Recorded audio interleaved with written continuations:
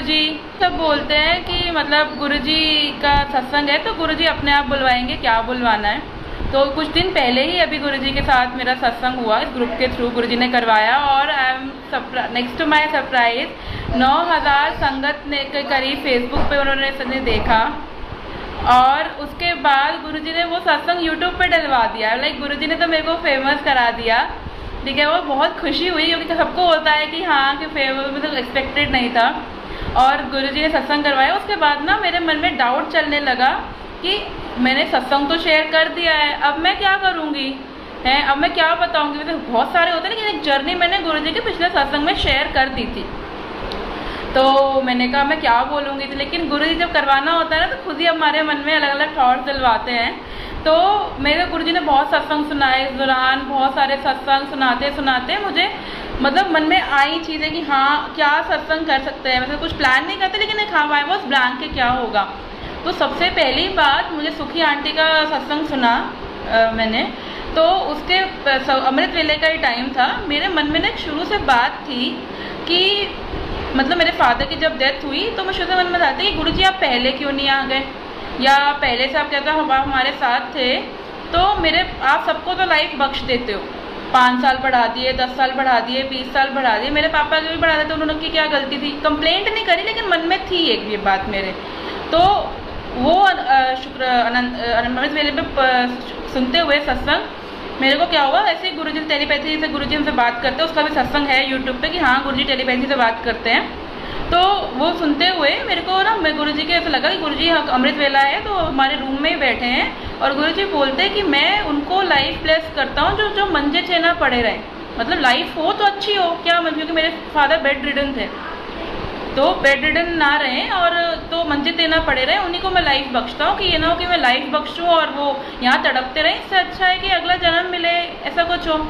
मैंने कहा, और उस दिन मेरे को अचानक में ये बात मन में थी, कभी गुरुजी को बोली नहीं थी, तो उन्होंने जवाब दिया। और उसके बाद हुआ क्या कि सुखी आंटी से सत्संग में एक अंकल जी ने यही क्वेश्चन पूछ लिया कि उनकी बहन को लाइफ ब्लेस नहीं की थी, गुरुजी ने जुड़े हुए थे गुरुजी से, और उनकी डेथ हो गई। उन्होंने ये पूछा मेरी बहन को नहीं करी और गुरुजी ऐसा करते हैं तो किनको करते हैं और किनको नहीं करते। तो संगत जी जिनके मन में भी ये सवाल है ना, उसका जवाब एक ही है। और सुखी आंटी ने सेम टू सेम वर्ड्स बोले, गुरुजी मंजे से पान ली लाइफ ब्लेस नहीं करते, वो हमें ऐश कराने के लिए करते हैं। तो हमारे कर्मों के अकॉर्डिंग अगर कुछ ऐसा हो सकता होता है कि हाँ कि वो हमें ब्लेस करेंगे, लाइफ हम अच्छे से जी सकें, तो गुरुजी कर देते हैं।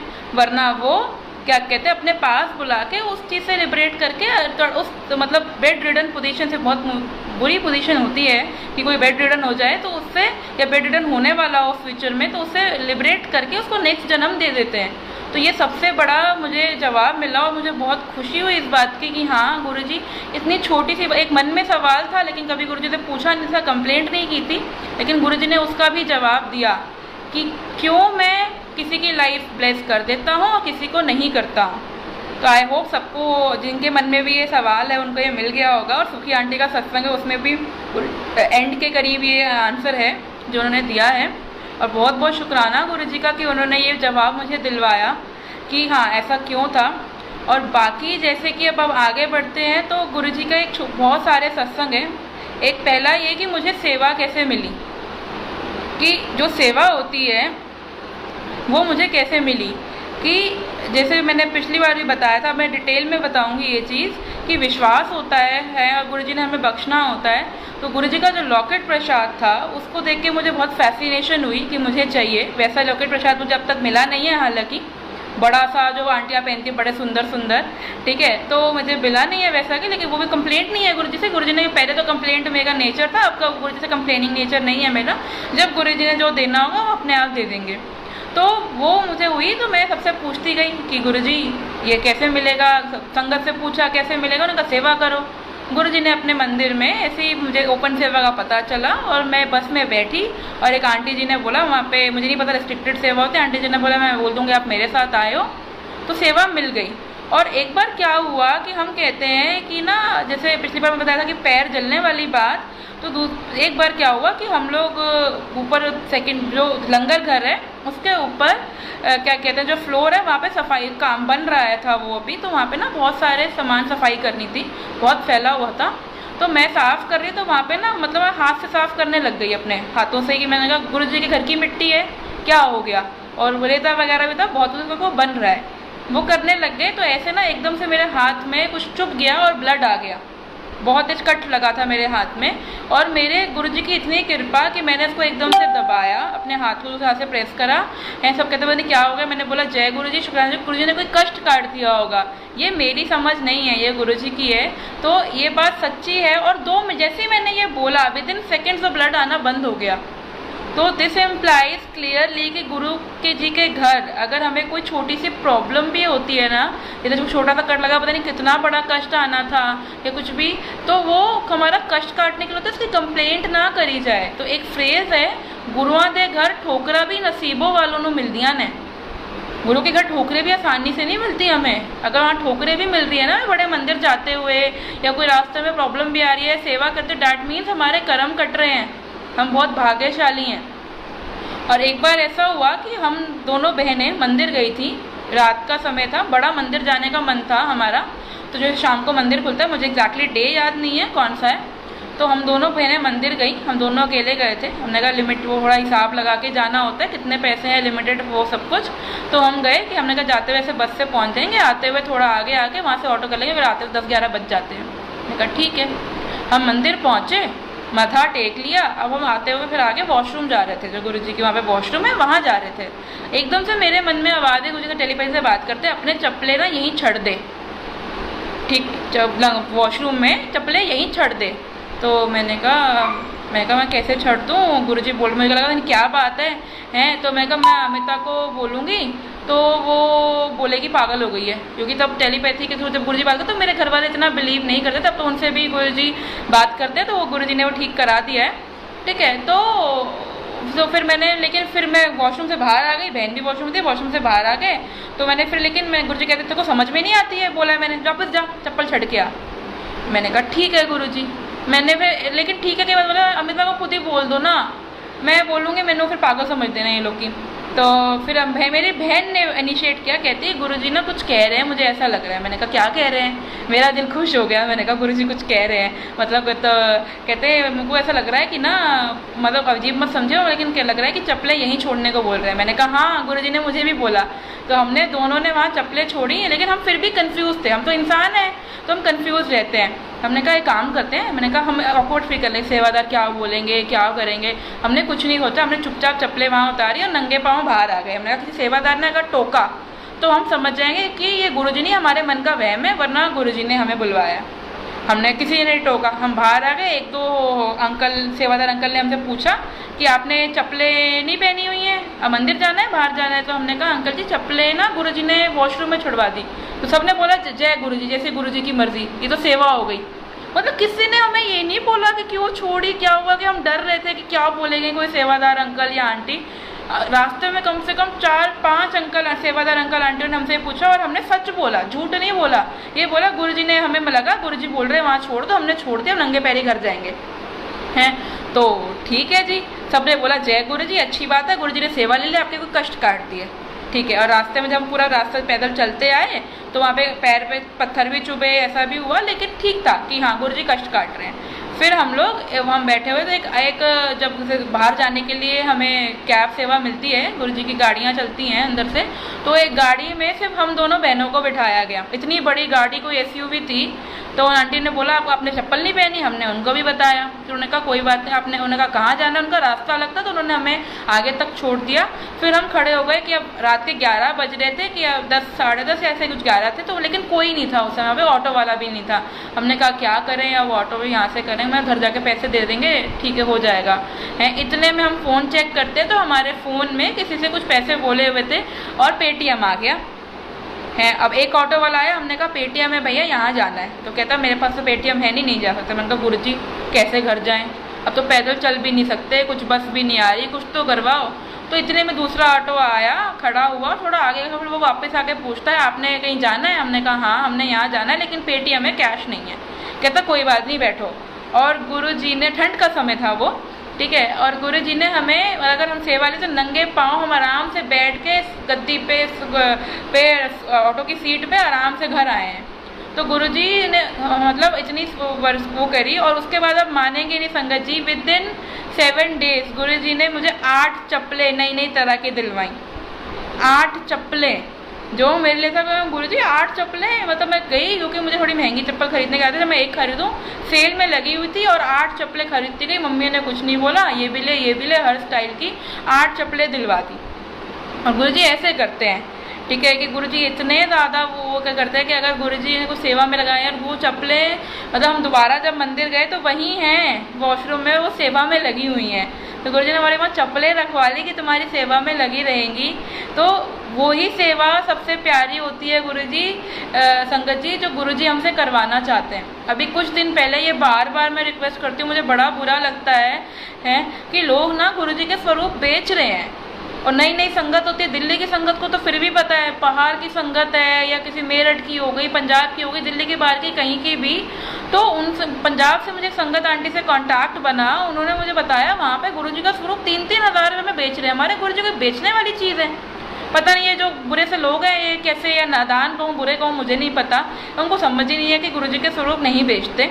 तो मैंने गुरुजी को बोला, मैंने उन आंटी को बोला, मैंने कहा आंटी संग ये मेरे लिए सेवा ही है, मेरे पास हाई पिक्सल स्वरूप का कुछ दिन पहले लिंक आया था, मैं कहा आंटी आप अपना एड्रेस भेजो, जिसको भी पंजाब में चाहिए है, मैं जितना बन पड़ेगा प्रिंट निकलवा के आपको स्वरूप भिजवा दूंगी।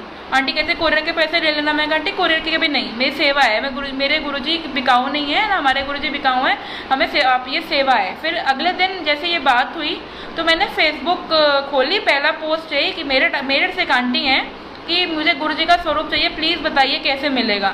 मैंने उनसे बात करी, उनका भी एड्रेस ले लिया, अभी आज शाम तक आ जाएंगे प्रिंट होके स्वरूप, तो वहाँ पे पहुँच जाएंगे। तो ये सबको, और आप मानेंगे नहीं, फिर मैं यहाँ नई शिफ्ट हुई हूँ मयूर विहार में, मैंने कहा गुरुजी यहाँ पे कोरियर वाला कहाँ होगा, पता नहीं गुरुजी, इतना बोल के मैं घर आ गई कल। तो मैंने कहा देखते हैं, ठीक है। इतने में मैंने अमेज़न से कुछ मंगाया था जिसकी एक्सपेक्टेड डिलीवरी 8 सितंबर थी। गौर करना संगत जी, 8 सितंबर थी और वो कल ही आ गया।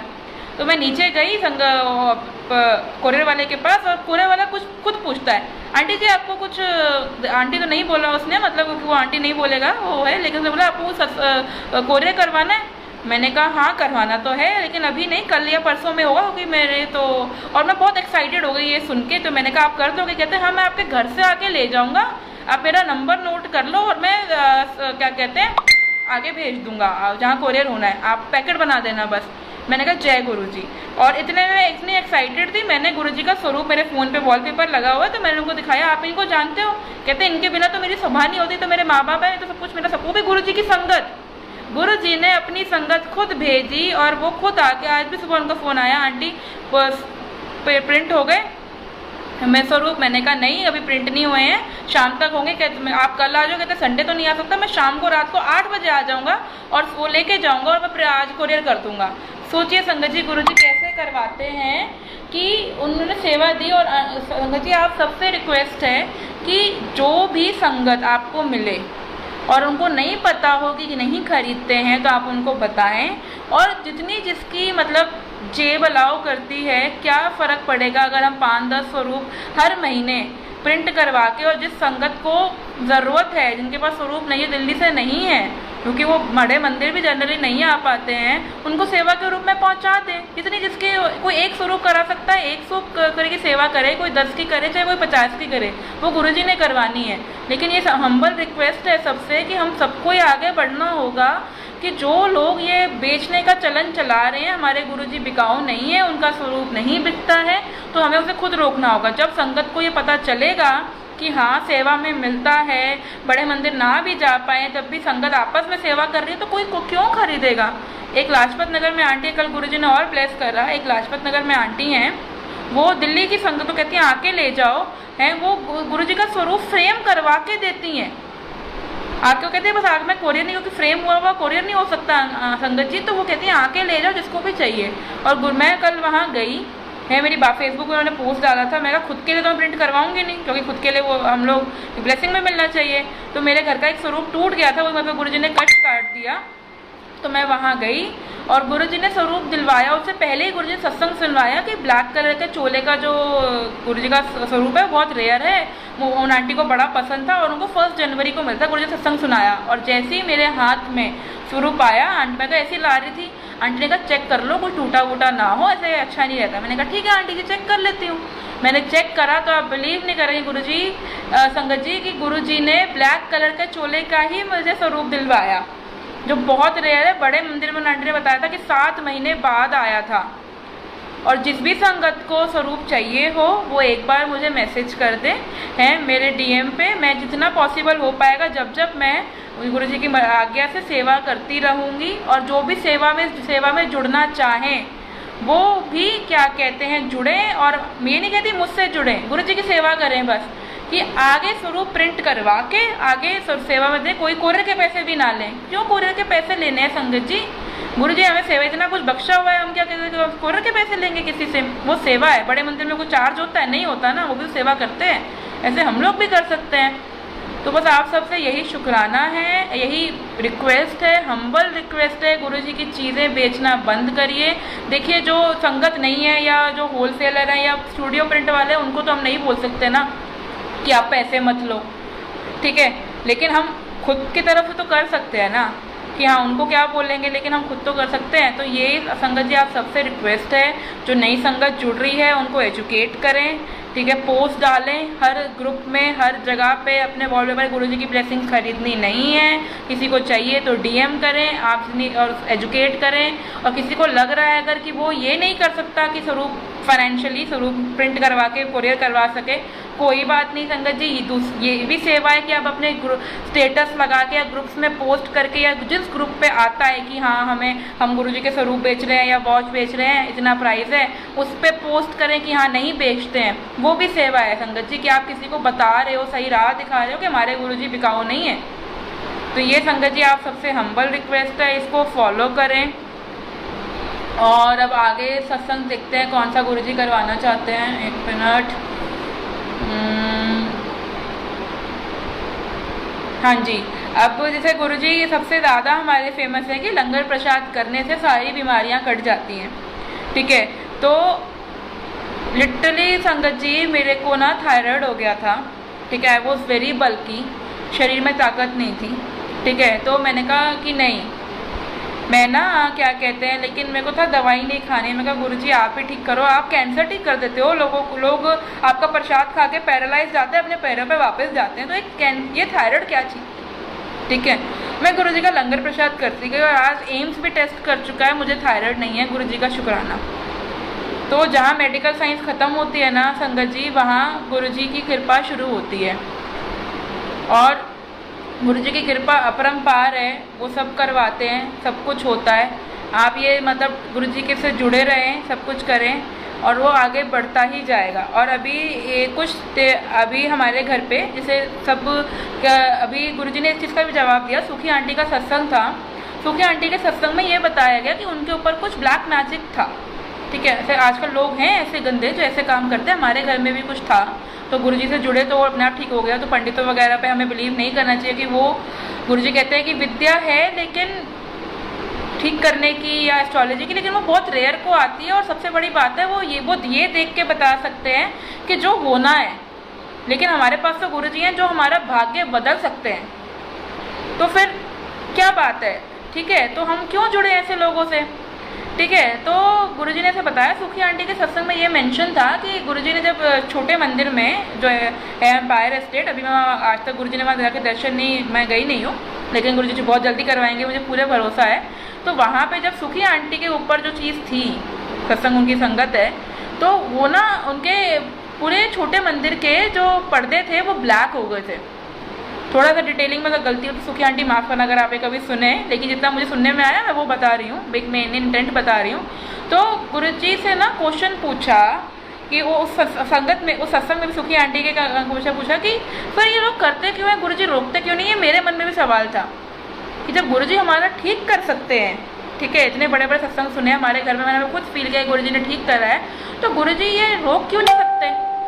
तो उसका जवाब सुखी आंटी ने ये दिया और बहुत अच्छा लगा मेरे को ये सुन के कि गुरुजी हर चीज़ का जवाब देते हैं कि हर किसी के अपने कर्म हैं। गुरुजी हमें हमारे कर्म करने की पूरी छूट देते हैं, वो हमें गाइड करते हैं बेटा क्या करना है क्या नहीं। अब हम समझें ना समझें हमारे ऊपर है, और फिर हमारे कर्मों के अकॉर्डिंग हमें सज़ा मिलेगी, वो उनका पार्ट है जो गलत कर रहे हैं। और हमारी सद्बुद्धि है, अगर हमें गुरुजी सद्बुद्धि हम उनकी सुने और उस पर चलें, तो इसलिए गुरुजी हमें बिल्कुल ऑटोनॉमी है, बिल्कुल छूट है, हम अपने कर्म खुद चुनते हैं, लेकिन उसकी सज़ा भी उसके साथ साथ हम ही चुनते हैं, या उसका फल अच्छा है तो वो भी हम ही चुनते हैं। तो हमारे कर्म हमें खुद चुनने हैं। अगर कोई बुरा कर रहा है तो वो गुरुजी उसमें रोक नहीं लगाएंगे, बस अपनी संगत को ब्लेस करेंगे कि उसका असर ना हो। हमारे घर पे मेरे हाथ में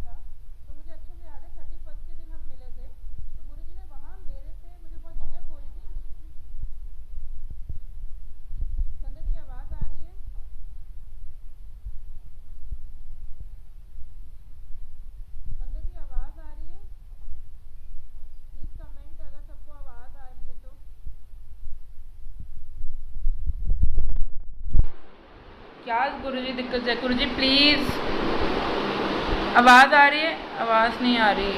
संगत जी अब आ रही है आवाज़?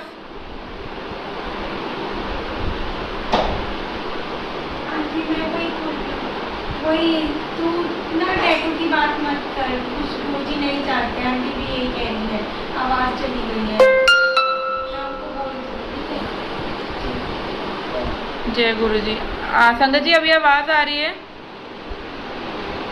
अब आ रही है आवाज़? आ रही है, ओके। जय गुरुजी। जी लगता है शायद गुरुजी कुछ बातें नहीं बुलवाना चाहते, तो अब गुरुजी आवाज़ गायब करवा दे रहे हैं। अभी भी नहीं आ रही? संगत जी आवाज़ आ रही है? क्या प्रॉब्लम हो रही है? आ गई आ गई। आवाज़ आ रही है संगत जी अब? आ गई आ गई आ गई। हेलो, आवाज़ आ गई। ओके। जय गुरुजी, शुक्राना गुरुजी। सॉरी संगत जी, मुझे नहीं पता क्या हो रहा है बीच बीच में कि आवाज़ आ रही जा रही है। तो गुरुजी ने ऐसे ही करवाया, तो गुरुजी ऐसे बढ़ाते गए, तो गुरुजी हमें सब बहुत ब्लेस करते हैं। तो बस मैं आपसे सबसे यही कहूँगी कि गुरुजी ना कि हर चीज़ हमारी काटते हैं, हमारे साथ हैं और हमें हमारे कर्म करने की छूट देते हैं। तो कोई भी संगत ये ना समझे कि गुरुजी उनके साथ नहीं हैं।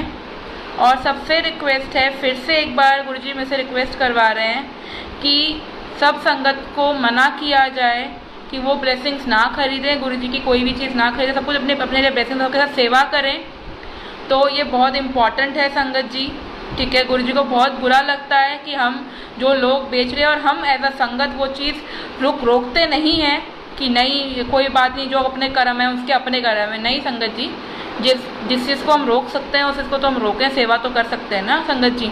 तो हमें ये रोकना है अच्छे से, इस चीज़ को हमें ध्यान देना है कि ऐसा रहे हुए हैं। तो गुरुजी के चंदन के टीके की सत्संग की बात बताती हूँ मैं आपको कि गुरुजी के ना चंदन का टीका लगाते हैं, ठीक है। तो जहाँ कहीं भी हमें इश्यूज होते हैं, तो मेरे को कहीं पे भी अगर पेन होगा या एलर्जी होगी या कुछ भी होगा ना संगत जी, तो मैं गुरुजी के टीका लगाती हूँ और अपने लगाती हूँ। गुरुजी ने इसके सत्संग मुझसे बहुत सुनवाए, ठीक है। और फिर मुझे ब्लेस किया कि हाँ होता है। और लिटरली कल रात को भी मुझे बहुत एलर्जी हो गई थी स्किन पे। मैंने कुछ नहीं किया, अमृत वेला चल रहा था। मैंने कहा गुरुजी बहुत एलर्जी हो रही है, क्या करूँ? तो गुरुजी कहते चना का टीका लगा।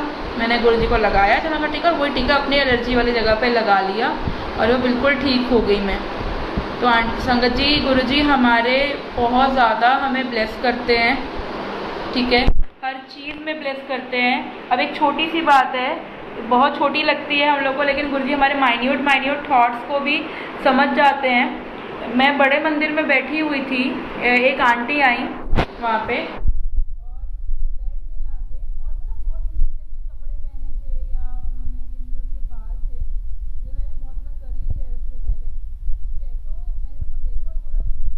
एक सेकंड के लिए मैंने बोला गुरुजी ऐसा मेरा बड़ा मन है ना, मैं भी ऐसे एक दिन तैयार हूँ, मेरे बाल सीधे हों।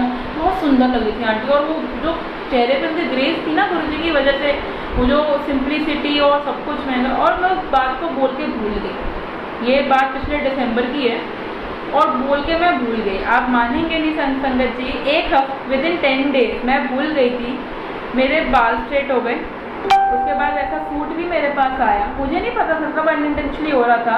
और मैं तैयार होके, गुरुजी का सत्संग ही था हमारे घर पे, मैं तैयार होके शीशे के आगे खड़ी हुई और मेरे को एकदम से याद आया कि तो वो ही कंप्लीट लुक है जो मैंने गुरुजी के मंदिर में बोला था। और क्या चाह रहे हैं गुरुजी?